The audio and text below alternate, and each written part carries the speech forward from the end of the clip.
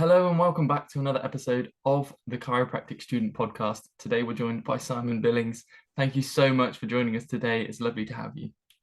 It's a pleasure to be here. Cool. We had a nice little chat just before, and I can see how passionate you are about chiropractic in your field. And I think we're going to get some juicy information today for everyone listening. Can you just give us a little bit of a background of how you got into chiropractic and where you studied, sort of what you're doing now? Just a little bit. Okay, so I was 13, woke up one morning and couldn't put my shoes and socks on with back pain, and I saw the GP, had an X-ray, I had a bone scan, had an MRI, and that took 6 months plus back then. That was long, that was 87, I think, no, like 1989, something like that. And then I went to see a chiropractor in Fareham down the south coast called Elaine, who's still there. And she treated me. I got better. I thought that's pretty cool. So I went through school and I got the stuff I needed. Then went to AECC 96, qualified 2001, just about. I would have failed were it not for some very efficient studying German housemates, because at the time I was in a glutinous brain fog that I didn't realize wasn't normal. So I was very lucky to get through with help with some good classmates. And then I qualified, and the first few years, so yeah, I've worked in the same clinic in Southampton at St James's, where we're sort of heavily SOT and cranial influence and a lot of pediatric work. And along the way, I've learned a lot of muscle testing with Simon King, who should definitely get on the show. He's excellent. And so a lot of muscle testing. And I would say in the early part of my career, I was probably a bit more somewhat theoretical based. And now I've become much more pragmatic, where I'm really interested in results. And I'm trying to be as honest as I can with my testing. But along that way, when I was in the ACC, I got all sorts of aches and pains.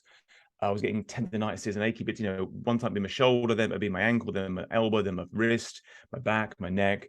And I had terrible insomnia, and I developed sort of IBS-y type symptoms, and my skin would peel off my hands. And I said, very poor concentration span. And so I didn't know it at the time, but along that way, I was developing an autoimmune disease. And then when I was in my sort of late-ish 20s, I then had a set of pelvic x-rays for my hips, because I was a breech baby and got slightly funny shaped hips. And they spotted I had unilateral sacroiliitis. My brother had AS, so I knew what that was. And I was basically in denial for about a year. And then I went back and had a second x-ray, and then it was bilateral at that point. But at that point, I'd already started some research, and I knew that autoimmunity and other things, but the AS is often related to gut problems. And these days it's quite sort of mainstream, but back then it was positively weird, the idea that you could go into remission by changing your diet to affect your gut microbiome. And there's a bug called Klebsiella, which is often related to AS and Crohn's. So I cut all starch out of my diet and went on a bit of a journey. And then I went off and did loads of studying with various nutritional courses and the Institute of Functional Medicine in the States at the time. And subsequently, during that, also, I had my wisdom teeth removed. And 2 weeks after that, I developed psoriasis. Now, that was very, very upsetting, because with AS, it was my sort of dirty little secret. And the only person who was my wife, white girlfriend at the time. With psoriasis, there's no hiding from that. It was on my hands as well. It was all over my legs. And I felt really a great deal of shame about that. Really, really upsetting emotionally. But then I went to a biological dentist, and I had a scan done, and I had infections in all 4 wisdom tooth sites. So where they pulled the tooth out, instead of healing with bone, the flap just covers over, and there's a hole in your bone, in the jaw, and it fills with bugs. And then they leak out and they poison you.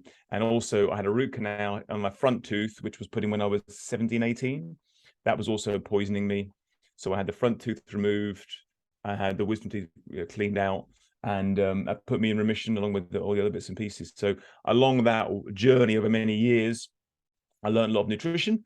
And then I started trying to work out, how do you take a full-time nutritional thing, which is pretty intense. These courses are designed for people that spend an hour with a patient and 2 hours at the initial consultation. How do you implement that into clinic? And that, plus some of the more pragmatic stuff I learned with soft tissue techniques and manipulation and muscle testing, other things, I sort of then integrated them in together, so that I know when I find someone, I treat them with a spinal adjustment or extremity or soft tissue, whatever it is, or cranial work, some of them respond brilliantly, and they get these incredible results where they just get better and better and better, and their range of movement increases, their pain drops down. They really get that genuine healing occur, and they just feel fantastic, and they can't work out why everyone else didn't do this to them. And it's all wonderful, and we have a high five, and it's lovely, and they send me everyone. But there's also there's a spectrum there where the same type of people turn up with similar symptoms, and the response begins a bit muted, and it's a spectrum down to the point where they come back in, and you're like, wow, it's just as dysfunctional as it was last time. Your treatment just didn't hold and doesn't hold. And why? Why do those people who turn up with what looks like just the same thing just didn't respond? They have the same dysfunctional pattern, subluxations, dysfunction, all this stuff, and you treat in the room, and they say, well, it feels a bit better, and you repalpate, and it feels better, or you do whatever range of movement. But then when they come back in the next time, it just is there again. Why is that? And I think a lot of the time with modern lifestyles and diet and the medication load people on, the stress people are under, I think the metabolic or biochemical system is a low-hanging fruit to pick, where we can add in some real value in terms of their overall health and allow our treatment. I want my treatment to be significant in the way it impacts them in terms of range of movement and pain, and to be sustainable. And I think if we achieve those two things that we all know can occur, and we talk about the success results, we don't talk often about our failures in chiropractic. We usually hear the miracle stories on stage, and then they don't say, and I adjusted them, and they still had colic. No, they kept crying, rubbish. But that definitely happens. So don't just when you treat kids, that can be hard because there's a lot of gut microbiome stuff and other things going on there. It's really interesting, but from like a different point of view, like would you have gone back to when you were a grad and really studied this, or do you feel like it's something that you have rightfully gone through the process? Is it something to look at right now imminently, or is it something that you should find your way into? Yeah, so I mean, I wouldn't recommend chiropractors run off and do nutrition courses because they are for nutritionists. Don't make any mistake about it. You're going to get a full-on hormone course or a gut microbiome course, and it's very difficult to implement. Equally, there is stuff around. They're usually run by supplement companies. They'll say like nutrition for musculoskeletal stuff.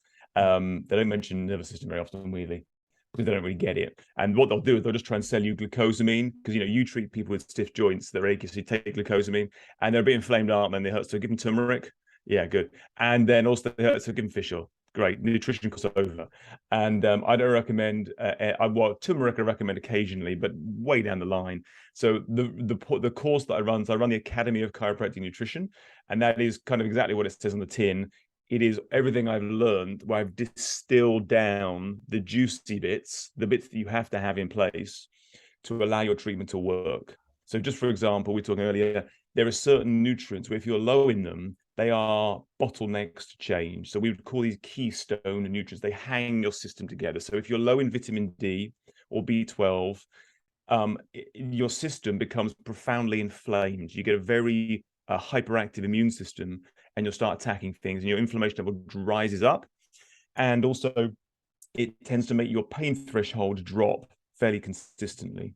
So as your pain threshold drops, it will highlight or expose, we could say, latent neuromechanical issues. So lots of people have got lots of dysfunction and lots of degenerative change, and discs that are bulging and torn, rotator cuffs that are torn, and they have no symptoms at all. That doesn't mean you shouldn't treat them, but if they have no symptoms at all, and that other person who has the same thing is in agony, why? Why is that? If you just focus on the dysfunction only, it may be that you can get rid of the dysfunction, they still hurt. And so if the pain thresholds drop, they're going to have a problem. So these keystone ones, the system is phased. So we have a phase 1, phase 2, and so on. Those ones in phase 1, they're the low-hanging fruit. They have to be a showstopper, a keystone nutrient. They must also be easy to replenish with supplements or food. And also they must give quick results. Because, for example, there's lots of people with mercury toxicity from teeth and from eating fish. I've seen mercury poisoning from eating fish daily. Guy sweating at night, very unwell, and he was poisoning himself by eating fish every day because he thought red meat was quite bad for him, right? But that took months and months and months to detox him. So while it's also not that common, so we want stuff that's really common. It must be a showstopper, and it's quick to replace with supplements, because our job, we are focusing on the neuromechanical system. So they are there usually with some kind of physical symptom, and we need to improve that by improving function But if we do that and we improve function, but they still hurt, they're not going to be happy, no matter what you talk to them about theory and stuff. So yeah, so the answer is, well, I suppose I'm throwing myself here. I would say that my course, and that is what the answer is, because learning a full-time nutrition is really, really difficult and hard to implement. We've distilled it down, and that's what if I look back now, if I knew what I knew now when I was graduate, life would be very, very different, because I would have been able to really make far, far better results from that much earlier, even though I still wasn't great at treatment. When you graduate and you're a little bit cack-handed on the treatment and the adjustments, just as the nature of learning your craft. But if you have the stuff in place that allows your treatment to work, all the better. So I'm going to play devil's advocate a little bit here. So that's the chiropractic, let's say, focuses on the physical. The nutrition focuses on the chemical. Yes. Then where does that leave you with the emotional? Yeah. So like covering those 2 points with the adjustment in nutrition, like how then do you complete the full triune of it? Well, so there's a multi-leg question. So it depends on the patient. So really, what's the priority? That triad of health is X. It's a great, and we talked that about, of course. It's like a lens to look at the patient through. Where's their biggest dysfunction? They've come in with, I don't know, headaches and shoulder pain or whatever it is. I want to give them what they want, which is pain relief. They want to feel better, just like I do. Yeah. I don't want someone selling me a theory about they'll feel better in 36 visits. I want to feel better quickly. But while they're having that, I will educate them about what I think they need. And I'm going to overview that. And that's not the same for everyone. It's very different, depending on the age of the patient, their dysfunction, their health status, and their overall goals. All right. But I'm going to offer them everything and offer them the best that I think they can have. Whether they choose it or not is another matter. So, but it depends on what their priority is. So if I genuinely think that so I understand, for example, adverse childhood events. So and we have a health questionnaire we give out within the course for that. And I know my wife was very poorly after the birth of our first child, very nearly died.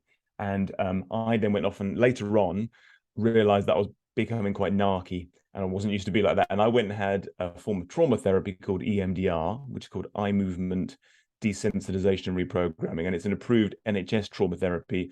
Had it all done privately because there's almost no NHS provision. And it worked brilliantly. And I now regularly refer out for that. But it's not the first thing I would do necessarily, because they come in with this neck thing and headache and they don't know me. You can't go in and go, right, you're traumatized. Tell me about your childhood. And then, so you just, you'll get to know them as you go through care if you talk to them. All right. If they're just lying on a bench and you whack them and then walk off again, that ain't going to happen. So that's where, again, you do need to communicate with them. I think it's really important, and they'll get to know that. So I personally refer out for that kind of stuff. Yeah. I've taken NET, which is neuro-emotional TIC. I took that twice. It's just not for me. I did network once. Again, it's just not for me. They're both good techniques. They're both valid. If I get a chance to get trained in network, it's all good. I love it. A bit of a wave. It's all great. But, I think you either kind of do that in clinic fully or you don't. And I don't want to do that. I want to be neuromechanically based. And then, like with the nutrition, I can then dip in and out of that to get my chiropractic care to work if I need to. And again, I might refer out if I think that their adverse childhood event or that traumatic event is put them in a persistent state of sympathetic stress. I know that will drain their nutritional pools and they'll have trouble healing. I know that persistent sympathetic flight is going to stop them healing. So I will refer out for that in due course. But I don't do it at the beginning usually because they're not really up for it. That makes sense. And I like where you stand with it because of being chiropractic nutrition rather than offering, it's not a nutrition course, it's chiropractic nutrition, like staying within our field. Yeah. If people are interested in this, obviously you've got the Academy of Chiropractic Nutrition, which Simon runs. If people want to just find out a little bit more, what were the steps that you took? Like, were there any books that you read? Were there any things that you started looking into that really got your juices pumping about this sort of this subject? Anything you'd recommend? It's difficult. They're all very, they're all proper nutrition books. So I just got to pick. You could pick up, for example, there's a book called Could It Be B12 by Sally Pacholok, which again, if you can read, it's quite dense. And there's books about vitamin B, vitamin D as well, and so on. You could pick those up and peruse them. Again, quite hard to implement off the back of that. So a couple of those. Otherwise, honestly, the best thing, I know I'm blowing my own trumpet here again, would be to sign up. I run a newsletter. So every Friday at 5 p.m., if you go to academyofchiropracticnutrition.com, you just sign up for the newsletter, and I just send out nutritional research bits, clinical thoughts, tidbits on the, whatever, all pertaining to chiropractic. And that's completely free. And, every 3 or 4 months, we open up the enrollment for the academy. And if you like what you've seen before and you think it's something you're interested in, that's great. You can jump on. If not, it doesn't matter. I've got lots of people on there that I know never going to buy the course, and that's absolutely fine. But every Friday at 5, I'll give them nutritional information, and it will make you a better practitioner. That's so cool to have that free resource available. Like, if anything, like for students as well, that's really helpful. Yeah, oh, totally. People love that. Absolutely. So the nutritional side of things, like, I can see the passion, and I want to kind of go back a little bit to how you got through university, because a lot of people, students now, will be struggling to find like their passion, and you found your passion in chiropractic with this, like you're saying, this neuromechanical approach. How that process of finding it is one of the things that students struggle with nowadays, and I'm still searching for myself. What's my passion in chiropractic? How was that journey for you? Did you go out and try loads of different things? Did you know that there was this one thing that was really pertinent for you? What was that like for you? There's a couple of key things that happened in my 4th year. I was very lucky. The guy that I work with now, Steve Williams, came and taught us SOT. So there was 2 years at ACC where SOT was taught by someone external, and Steve came along and did it for us.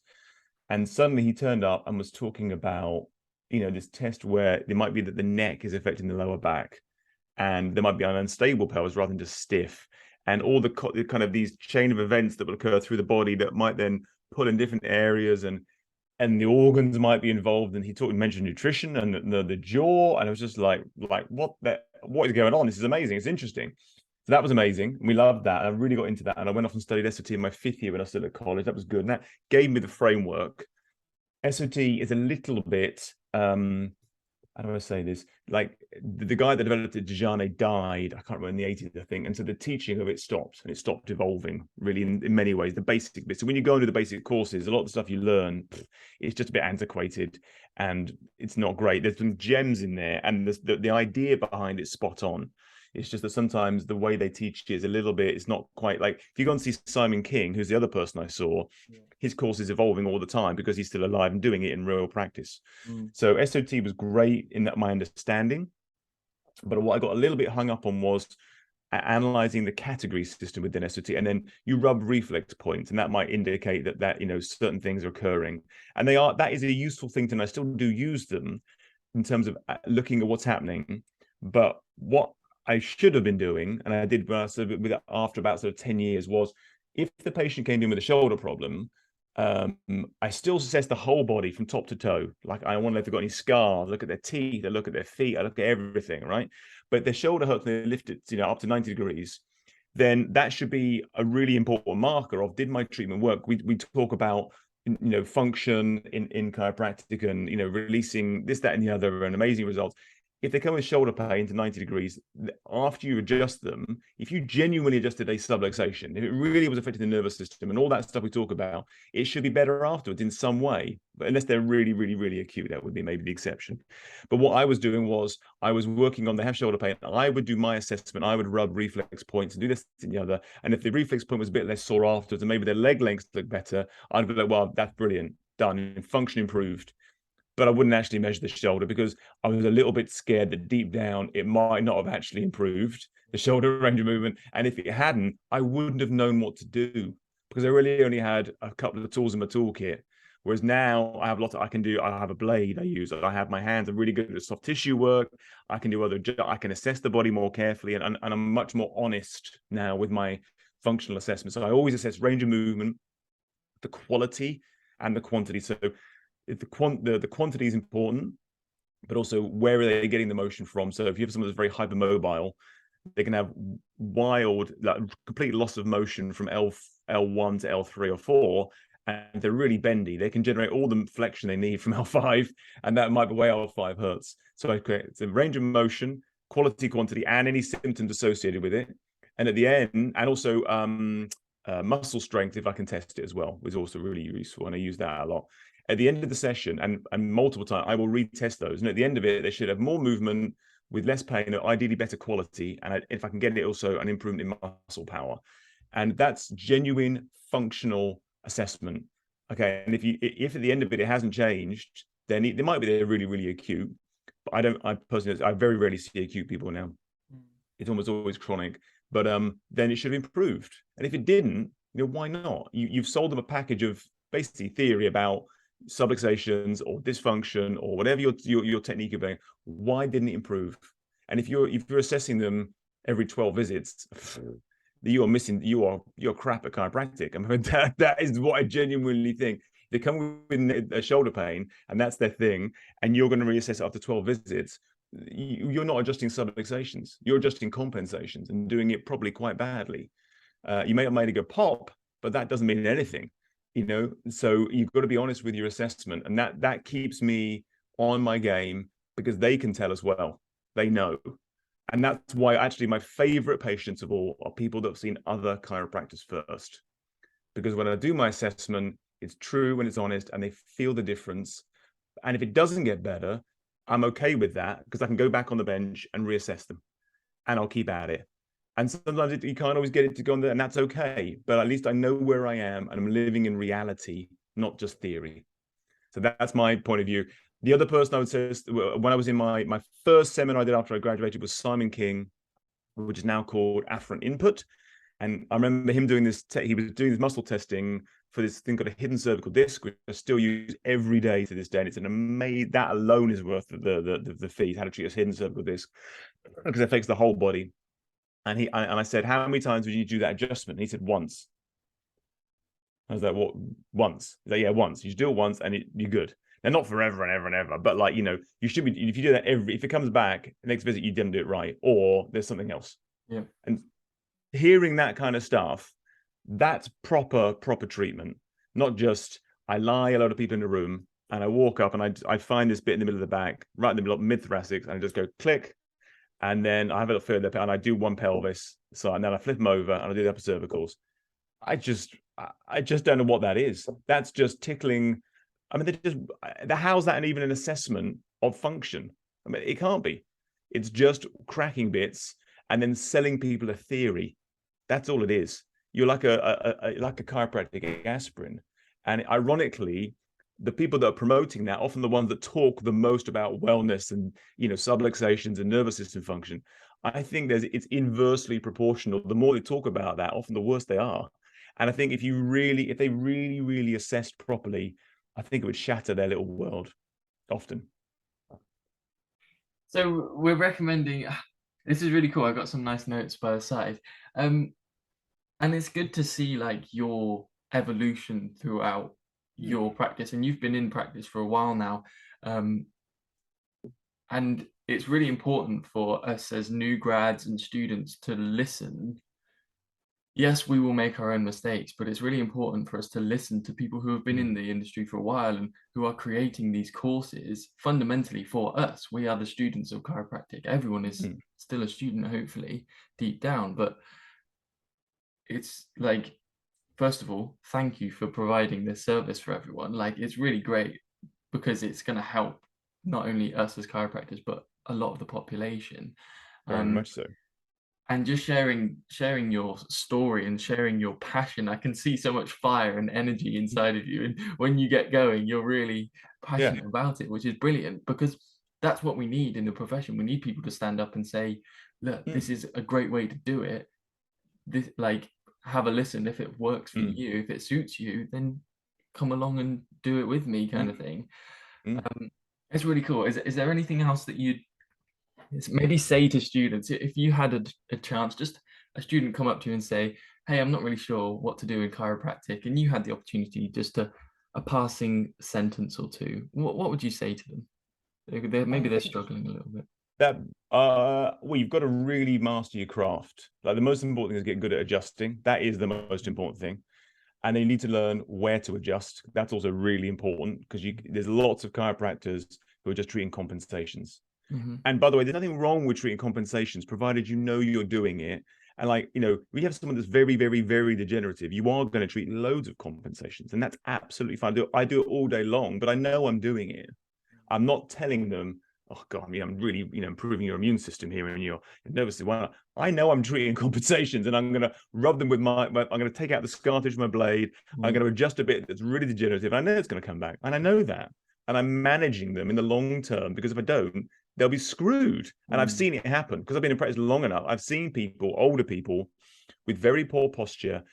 They come in, they're a bit crooked, and then they have something will happen. They'll drop off, or they come back in, and they're off to the side, and they never get up again. And that is it. And they go over, and it's so upsetting because they're 100% cognate, with it, and they're bent over, and it ruins their life. And so I can look people, and that happened over lockdown. A couple of my patients who didn't want, they were terrified of coming back in. I can now look them in the eye, my older, and say, listen, I'm telling you, I've seen it happen. It will ruin your life. So you can come and go as you please. There's no hard sell on my part. I'm telling you, I recommend you come in at least every month, once a month, get adjusted, and take some exercise. And I recommend you eat more protein and fat, and take some supplements, and move. Don't sit down in a chair, all that kind of stuff. So you need to know how to adjust and know where to adjust. Yeah. So I would say, and just know what you're doing, and just be honest with your outcomes. Like I said, range of movement, and the quality and quantity, the pain associated with that, and muscle testing. Muscle testing is a brilliant thing to learn. Simon King runs Afferent Input. Yeah. Ulrik Sandstrom, who learned Simon King stuff with me, he also runs a more basic muscle testing course through his company called Sandstrom Seminars. You get Ulrik on as well. Yeah. I'll get everyone on. Everyone on, all the good people. All the people that have inspired me have very low PVA, patient visit average. They don't give a shit about it. They want to get people better. So my friend Alan Austin, he does frozen shoulders in one visit, and he properly does in one visit, and he charges like $5,000. Take it or leave it, whatever. He doesn't care. One visit. Yeah. It's one visit. So I think that if I was going to set up a clinic now, I would do that. Yeah. I only do 2 days a week now because I run the course, and I do one-to-one nutritional. So if I was going to set up a clinic, I would just do shoulders. It's $2,000 for impingement, whatever. And I'll throw everything out. You have all my time, you in the world. That I think would sort the men from the boys, the women from the girls. Yeah. Non-binary adults from the binary children, and all that stuff. It's not, you're selling results. Yeah. You do this, bang. Oh, I love it. Well, we're about to run out of time, so I'll cut it off. And thank you so much, Simon. It's been wonderful. I love it. Absolute pleasure. I'm going to come and see you at St. James soon, next time I'm in Southampton. Thank you. Right, I'll pop all your bits below for the Academy of the Chiropractic Nutrition. Right. And so just sign up for the newsletter, and then you get something every week, and it's it makes life easier. Amazing. Thank you.